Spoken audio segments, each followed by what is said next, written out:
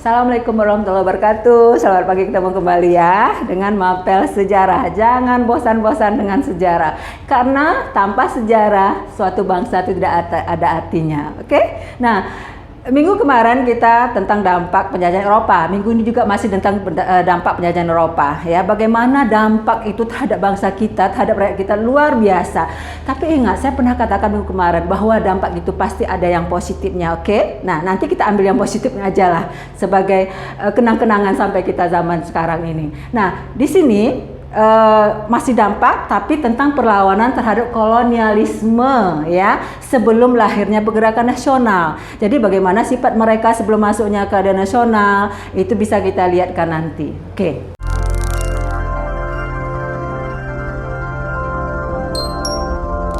Oke, ini dia ya dampak penjajahan Eropa itu tadi ya terhadap bangsa Indonesia. Kalau kemarin kebijakan, sekarang perlawanan. Jadi gimana pun suatu bangsa kalau diinjak terus-menerus pasti muncul perlawanan. Cuman perlawanan itu masih belum terlalu nasionalisme yang tinggi ya. Nah, di sini kita lihat nanti ada ciri-ciri perlawanan pada masa ini. Oke, nah ini dia ciri-ciri perlawanan sebelum kesadaran nasional. Bisa kita lihat ya, kalian perhatikan di sana masih bersifat lokal ya. Bersifat lokal itu maksudnya masih kedaerahan. Misalnya ini contoh ya, daerah A diserang penjajah, orang daerah A aja yang membela seperti itu. Kalau kita kan sekarang setelah menyatu, orang Irian Jaya dijajah, orang Batam merasakan itu seperti apa ya kan. Nah, orang Ambon, orang Manado itu ikut merasakan. Nah, itulah namanya persatuan nasionalisme itu tadi. Nah, kalau masa ini masih bersifat lokal. Tapi oke, kita nggak masalah ya, kita atur jempol bahwa semangat mereka udah sangat kuat untuk melawan penjajahan itu tadi. Terus bergantung pada seorang pemimpin yang karismatik. Nah, ini dia. Maksudnya mereka terlalu mengidolakan seorang pemimpin. Misalnya, oh ini si A hebat, dia aja yang dibelain, tanpa melihat istilahnya mungkin si pemimpin ada kekurangan. Oh so pasti ya, kita manusia tidak ada yang kelebihan, pasti ada kekurangan. Tapi udah terlanjur rasa itu tadi, jadi mereka terus membela seperti itu. Terus perlawanan mengandalkan kekuatan senjata. Nah, ini dia. Ini dia yang terkenal di Aceh itu dengan senjata rencong itu, ini dia ya. Kita bayangkan zaman modern, orang Belanda, orang Portugis, orang Jepang dengan jauh berapa meter udah nembak, kita hanya mengacukan senjata. Tapi semangat itu yang luar biasa yang kita ambil hikmahnya sampai saat ini. Terus nah terakhir, mudah dipecah belah. Seperti minggu-minggu kemarin saya katakan, kebijakan orang-orang penjajah itu tadi, Belanda terutama itu tadi, beliau atau Belanda membuat suatu politik namanya divide et impera. Nah, inilah mengadu domba. Misalnya A dengan B diadu domba, hancur mereka masuk dalam antara A dan B itu tadi. Seperti itu. Perlawanan terhadap Portugis. Nah, di sini ya seperti tadi, ingat judul atas besar tadi adalah dampak dari kekuasaan Portugis dan Belanda ya. Nah, sekarang kita bahas tentang Portugis. Pertama, ini tentang kerajaan-kerajaan yang terkenal ya. Kerajaan banyak sebenarnya perlawanan, tapi yang terkenal kita bahas di sini. Perlawanan Sultanan Ternate. Ingat mengapa berubah jadi kesultanan?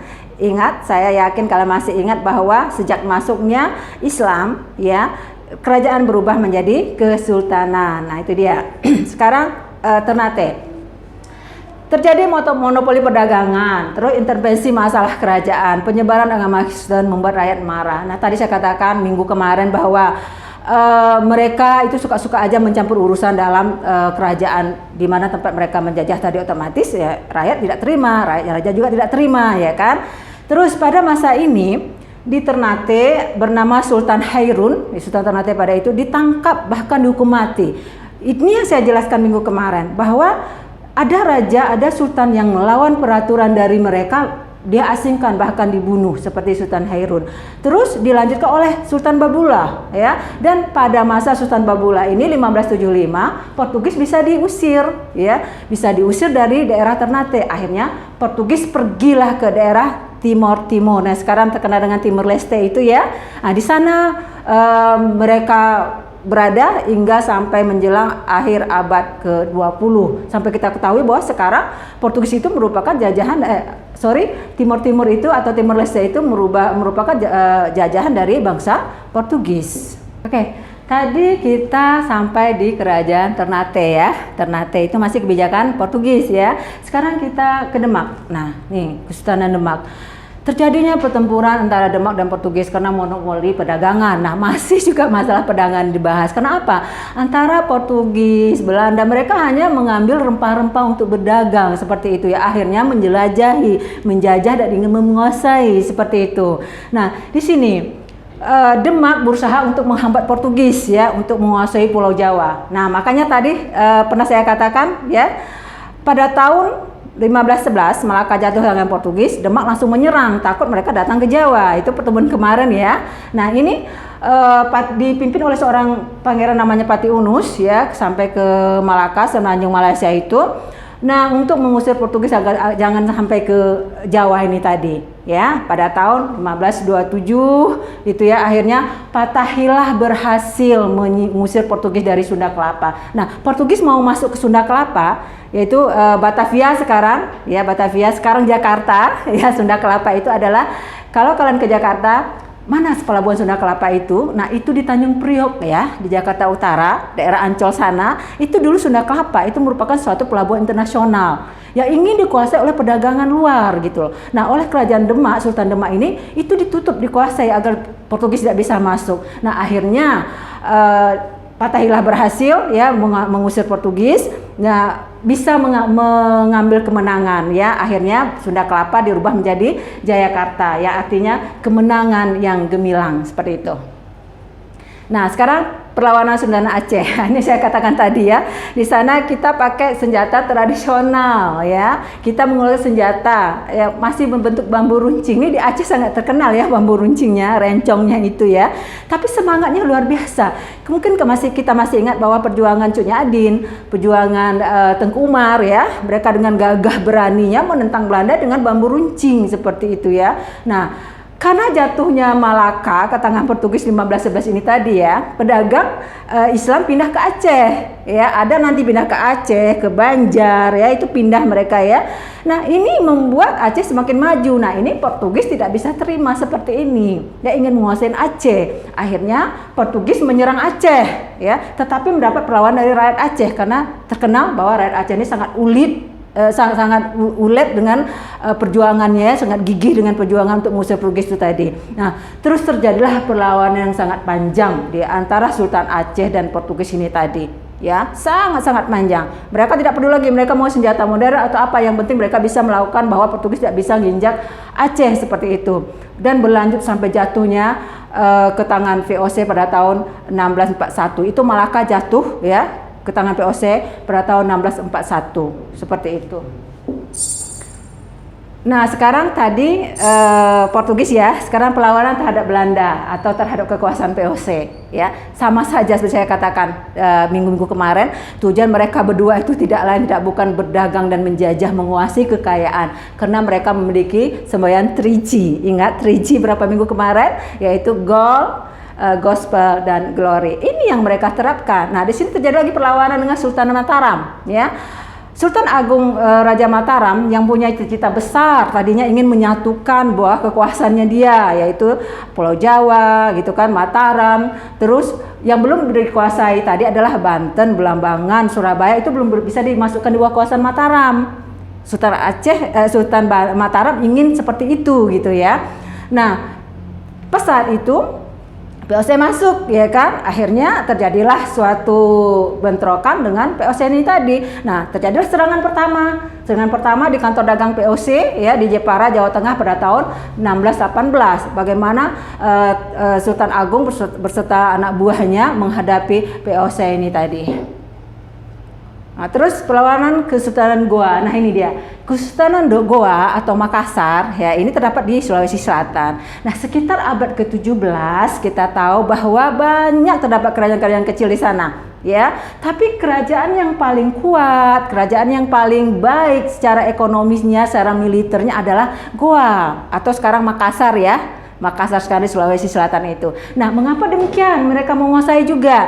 Ini letaknya sangat strategis, yaitu merupakan perdagangan, jalur perdagangan antara Malaka, ya, Selat Malaka, Batavia, Maluku. Nah, itu sangat strategis. Nah, jatuhnya Malaka kepada banyak pedagang tadi pindah ke Makassar. Tadi ke Aceh, ke Makassar, ke Banjar juga banyak ya. Akhirnya posisi Makassar sebagai tempat pelabuhan transit.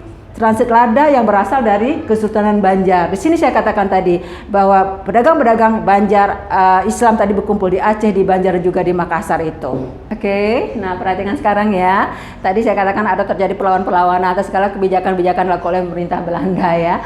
Cuman sayangnya masih bersifat lokal itu tadi. Nah, sini bisa kalian perhatikan bahwa pasca pembubaran VOC ya, perlawanan rakyat semakin meluas. Bukannya rakyat semakin takut, tapi rakyat semakin berani. Walaupun rakyat menyadari bahwa mereka dengan senjata apa adanya gitu. Tapi semangat itu yang kita acung jempol, yang bisa kita ambil sampai sekarang ini. Mengapa saya katakan tadi bahwa kita harus belajar sejarah ya, karena segala suatu peristiwa terjadi dari sejarah, termasuk diri kita ya kan. Oke, next kita lanjut sini.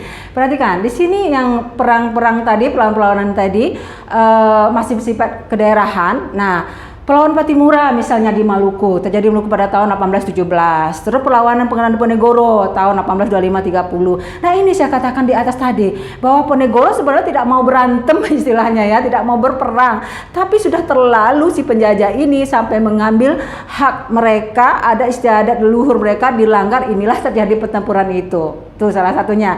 Terus adanya perlawanan Sultan Palembang tahun 1804-1821. Perang Padri ini ya, Perang Padri 1803, 1834, 38 ya. Terus perang Aceh. Nah, sini perang Aceh 1823, 1904. Nah, kita tahu bahwa perang-perang ini mereka masih bersifat tradisional, masih bersifat lokal. Tapi semangat mereka itu yang paling penting ya. Rakyat ikut dengan pemimpin tadi. Itu saya katakan tadi, pemimpin karisma pemimpin itu yang dihargai oleh rakyat tersebut gitu ya. Terus perlawanan Sisingamangaraja ya tahun 1870-1907. Ini Sisingamangaraja yang terjadi di daerah Tapanuli ya, Tapanuli Selatan. Ini juga menghadapi Belanda seperti ini karena di sana juga terjadi tanam paksa di perkebunan segala macam. Kerajaan-kerajaan kecil di Bali. Nah, kerajaan-kerajaan kecil pun ikut melakukan perlawanan terhadap penjajah pada masa itu. Terus perlawanan Kesultanan Banjar pada tahun 1859. Oke, itulah tadi ya, semua perlawanan-perlawanan yang menghadap kolonial tadi masih bersifat lokal gitu ya, punya senjata yang tradisional ya, tapi semangat itu yang kita acung jempol. Mudah-mudahan sampai saat ini kita ambil semangat para pahlawan kita itu tadi. Nah, di sini bisa saya simpulkan bahwa ya, perlawanan terhadap kolonial penjajahan itu tadi ya, rakyat tetap ingin membela haknya. Karena apa? Tujuan mereka itu tadi membuat kebijakan, membuat perlawanan segala macam itu ke Indonesia adalah untuk keuntungan diri sendiri, yaitu perdagangan, terutama rempah-rempah. Karena rempah di Maluku, rempah di Indonesia itu sangat luar biasa di negara mereka. Nah, di sini kita ambil bahwa ya, kita ambil dari sini hikmahnya bahwa persatuan dan kesatuan itu harus satu, walaupun pada saat ini masih bersifat lokal ya, tapi semangat mereka untuk berjuang untuk mengusir penjajahan dari Indonesia itu luar biasa. Terima kasih, sampai jumpa minggu depan dengan materi yang berbeda ya. Semoga ini bisa kita ambil hikmah dan manfaatnya. Assalamualaikum warahmatullahi wabarakatuh. Selamat pagi.